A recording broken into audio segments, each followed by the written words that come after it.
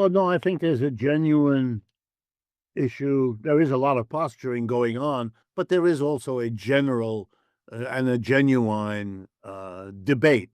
I don't think that debate is resolved at all.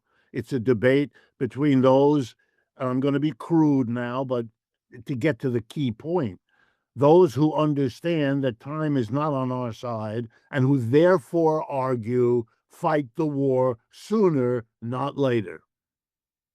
And so they will be eager to bomb Iran.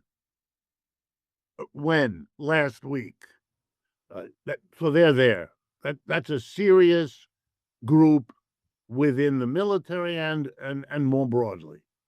And then there's the other group, which says you are out of your mind. We live in a nuclear age, and that's a card that cannot be played, not by us, not by the other side either. And they are having a debate. They've been having this debate quite a while, so they're used to it.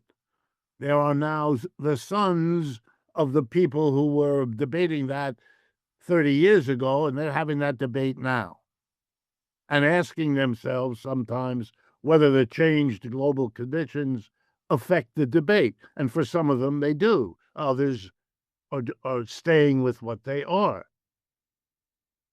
And why? Well, the experience doesn't give a clear answer.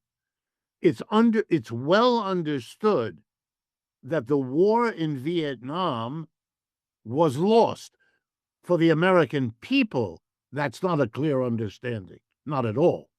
But for the thinkers in the establishment of our political life, they understand, a portion understand very well that that was a war. It took 500,000 American soldiers, boots on the ground, and we were defeated. And Vietnam was at the time one of the poorest countries on earth in a war against the United States, which was at that time arguably the most militarily developed power in the world. So the strongest against one of the weakest, and the weakest win.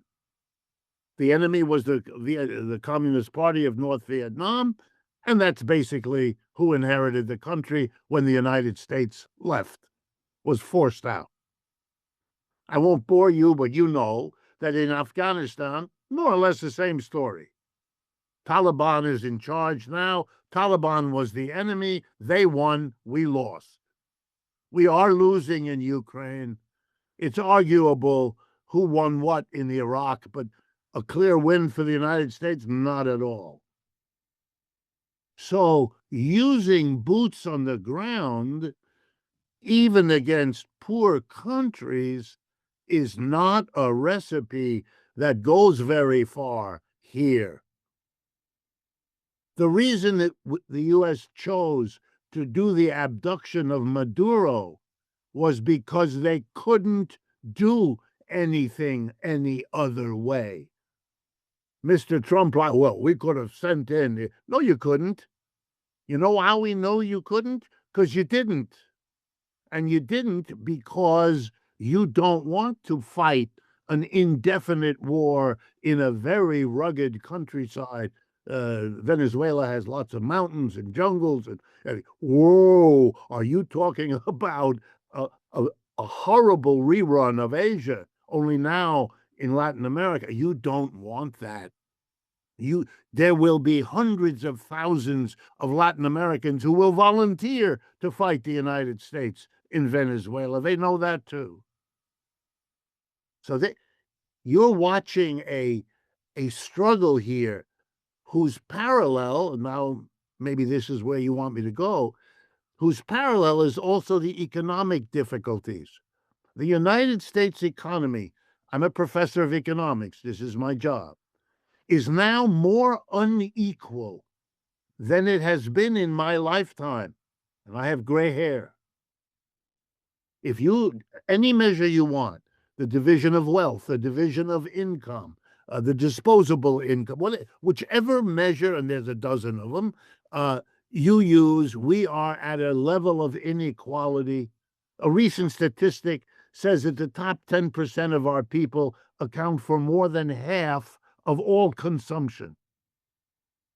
The other 90% have less than half of the consumption. What are you talking about? People are furious. There is no job. There are no jobs for people. The income isn't enough.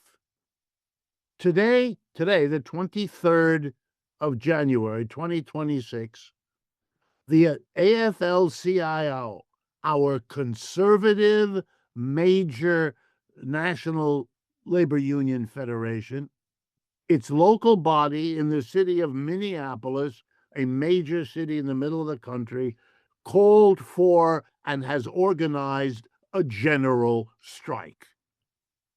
The last time Minneapolis had one of those was in the depths of the Depression in 1934. And what is it about this time? Is it about economics, wages in it? Is that the real reason? Probably. But what is the ostensible reason? Ready? Opposition to ICE and to Trump. The mayor of the city and the governor of the state are supporting the general strike again. This is a level of social division we have not seen for decades, almost a century. Very severe problems, and they're not being solved, not by the tariffs, not by anything he's doing. The level of deficit that our budget will have in this coming year is even greater than it was in the past years, and Mr. Trump was committed to doing the exact opposite. He's proposing a 50% increase in military spending. By the way, another message to Europe. If you're impressed that Merz is going to increase military spending by $800 billion over the next 10 years, think about the following. The United States is going to increase its by $600 billion in 1 year. Europe is not going to challenge the United States at the level of military by this kind of an action. That's way too little and way too late. Those are the realities that we are confronting, I think, right now.